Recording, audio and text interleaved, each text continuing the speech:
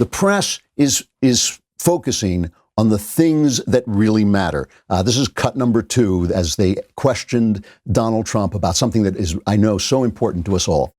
China and others have criticized you for using the phrase Chinese virus. How do you feel about that? Are you going to continue using that phrase?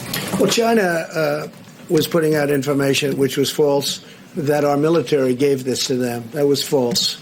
And rather than having an argument, I said, I have to call it where it came from. It did come from China. So I think it's a very accurate term. But no, I didn't appreciate the fact that China was saying that our military gave it to them. Our military did not give it to anybody. Critics say using that phrase creates a stigma. No, I don't think so. No, I think saying that our military gave it to them creates a stigma. Good for Trump. Here is a basic rule.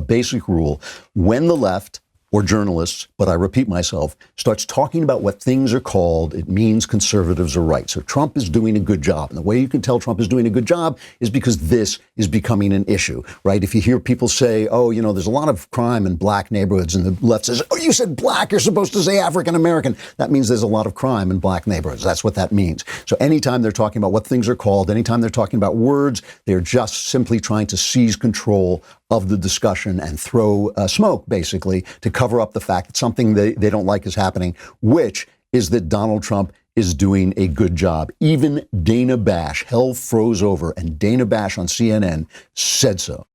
This was remarkable from the President of the United States. This is a nonpartisan. This is an important thing to note and to applaud from an American standpoint, from a human standpoint. He is being the kind of leader that people need, at least in tone, today and yesterday, in tone that people need and want and yearn for in times of crisis and uncertainty. Hell must have frozen over. It must have frozen over. But remember this, if you call it the Chinese virus, if you call it the Kung flu, if you call it the flu Manchu, if you call it any of those things, how dare you? It will be, you know what it'll be like? It'll be like net neutrality. When they ended net neutrality, it'll be like the Paris Accords. People will die. Here's Karine Jean-Pierre on MSNBC. If you call it the Chinese virus, people would cut 3. The xenophobia and the racism in outbreak is such a common thing. We've seen it in past health outbreaks that we've seen in this country's history. The problem is it's coming directly from the President of the United States, and it is incredibly dangerous. It is problematic, and it is scary, and I just really want to call that out because you do have people in the Asian American community whose lives are at risk, and for the President to call it a Chinese virus or a foreign virus, that is just not it's just so dangerous and not a good thing to do, obviously. The press is really concerned about that, but not always. We have a montage that was sent to us by our friends over at the Media Research Council, the Newsbusters site that I love so much. And they sent us this. This is Chris Cuomo. It starts with Chris Cuomo calling people out for saying the Chinese flu or the Wuhan flu or Kung flu or flu Manchu or, you know, the yellow peril or whatever they're calling it. And then the rest is the media.